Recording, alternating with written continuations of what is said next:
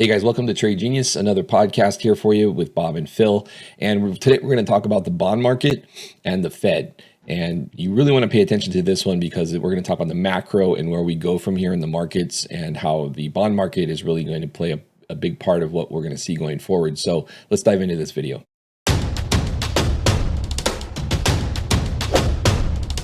Trade Genius. Yeah, hey Phil, I think this is something that people need to really get their arms around on the bond market here. Is that I don't think people believe Powell or they've been fighting him or it's exit liquidity for the stock market, but for whatever reason is that people I think are thinking that I think it's a weird situation. I think inflation now is being subdued, but at the same time, the stock market is grotesquely overvalued for what bonds are costing, in terms of interest rates for the investor. I don't care what market you pick. You pick real estate, you pick new capital formation, you pick angel investing. All those models have to be revisited and repriced higher, which means that valuations are lower. And then I think Powell took this thing to the wall, and I think the first chart I want to get into, and before I do that, I'll let you kind of opine on the macro too. But I think this first chart is kind of was an eye opener for everybody. Yeah, that's the yield curve chart here. Extremely inverted here. Yeah, I mean, it's extremely inverted. I think it's almost as inverted as it has been, at least for this chart perspective. And today, the Fed speakers are talking about taking this thing to 5.25, 5.5, and leaving it there. I don't think people grasp the fact that when you have an inverted yield curve, it screws up the banking system, and it screws up money formation, and it screws up the real estate markets, and it's always been a precursor to a recession. I think this one backs 1,000 if my memory serves, when you have an inverted yield curve. And look, you can literally, if you had a leveraged fund, Phil, and you have 200% margin, you could buy the 3-month treasury and then double it, and you're going to make an 8% on your money. Right. Risk free. Right. Because if you're wrong in 3 months, you're out of it and you're back to cash. Right. So there's no capital loss risk, and you get paid.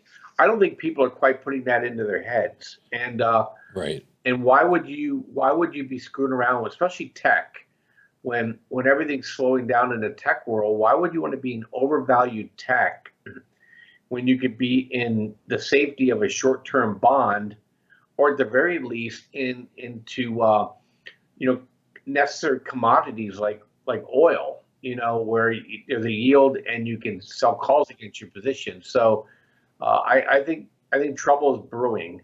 And so the next chart I want to show is what they did to TLT since the great financial crisis. This is amazing. They unwound the entire great financial crisis interest rate tailwind, Phil. Right.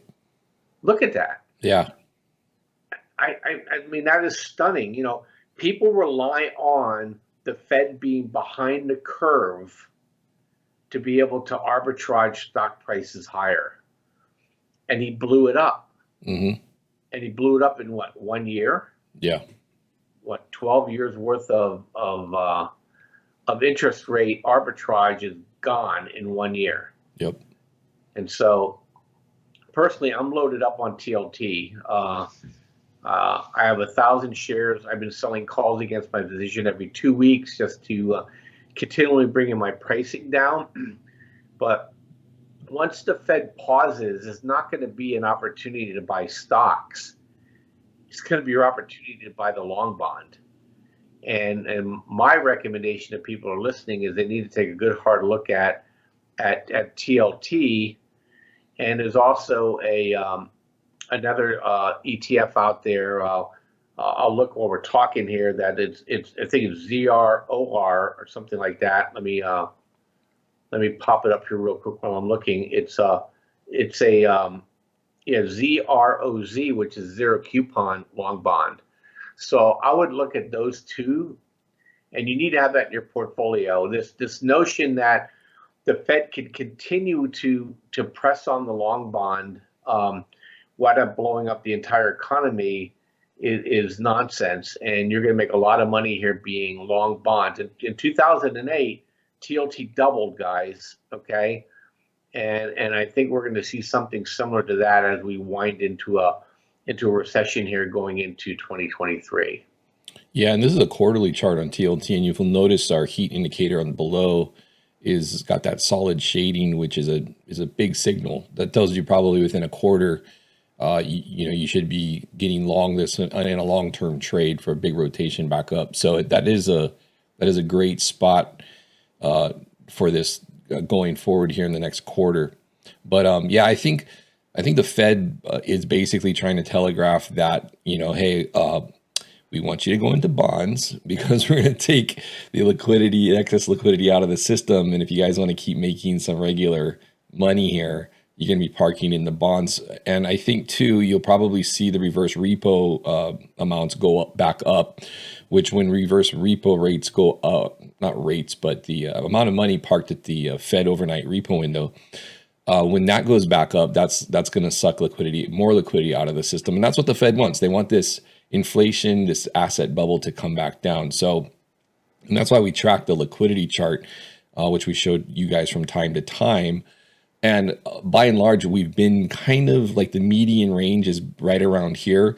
And so what we're watching for is another leg down in reduction. That's going to be the Fed reducing the balance sheet some more, which they have been. They just haven't been doing it in huge chunks.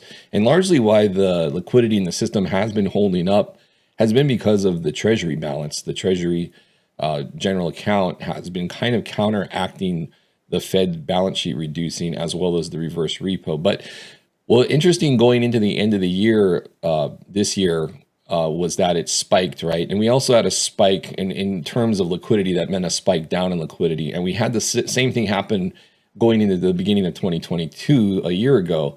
And the market ends up going back to those levels. So we anticipate more money being parked at the Fed. And I do anticipate that playing out into more money parked into bonds. Because the Fed's basically saying, hey, look, this is the easy way for you guys to play this.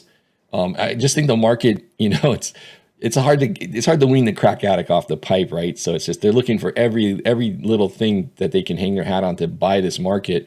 And I think sooner or later they're going to have one too many whacks on the head, and they're finally going to kind of capitulate. And that's where we'll see, I believe, that eventual waterfall where it's like 2, 3, 4 weeks of just pretty harsh and down to new lows. And then we can start looking at what the longer term weekly technicals look like and what we would expect to see at the bottom of a bear market at that point. And then I think you'll see Bob and I shift to a more bullish tone. But right now, you got to be really cautious. Yeah, and look, there's two more things happening now too. Maybe we should talk more about the zero DTE. Yeah. They're levitating the market with massive amounts of derivatives. Yep. And that's never good. At some point, it's going to create a Volmageddon kind of move again, like they did with XIV. Right. And that's very supportive of bonds. And number two is that we're going to talk more about this, but Phil kind of pointed out to me, the Fed now, not the Fed, Congress now flipped. We have a speaker now. It's more conservative leaning. I think it's slightly deflationary. Okay, it's not going. And we won't see that probably. The market will start picking up on that probably June or July. But look, you want to buy this stuff before it starts going up on you, because once it goes, everybody's going to be like freaking out, and you're already going to be sitting there, and you're going to be 10, 15, 20% into the game before most people even know what hit them. And so I encourage you guys to take a good hard look at bonds here, and especially the long bond. And if you don't want to do that, man, buy short-term bonds and just harvest. And you don't have to put all the risk in the market, because I think the market's going to have a hard time from June to December.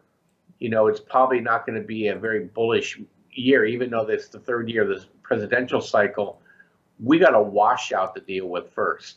And so just get the washout out of the way, and start looking at stuff late spring. But in the meantime, man, sit in some high yielding bond instruments here that are short term, and then after that get into some long term bonds. That's the only way they're going to lift the market, is they got to drive interest rates back down again, to make the yields more palatable to be in stocks than bonds. So anyway, Phil, I think that's all I need to say on this, and thanks for listening.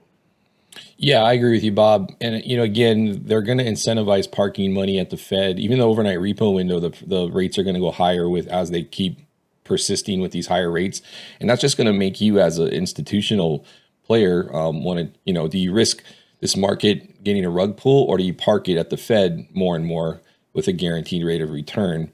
And I think as this market starts to roll back over, especially if we came back down to the weekly 9 today, right? If that head fakes like every other bear market leg lower, we've seen this move.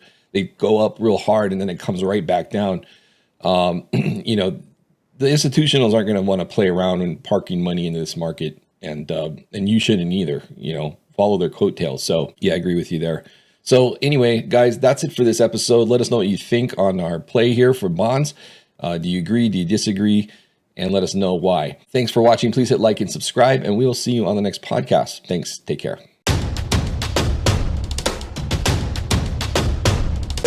Trade Genius.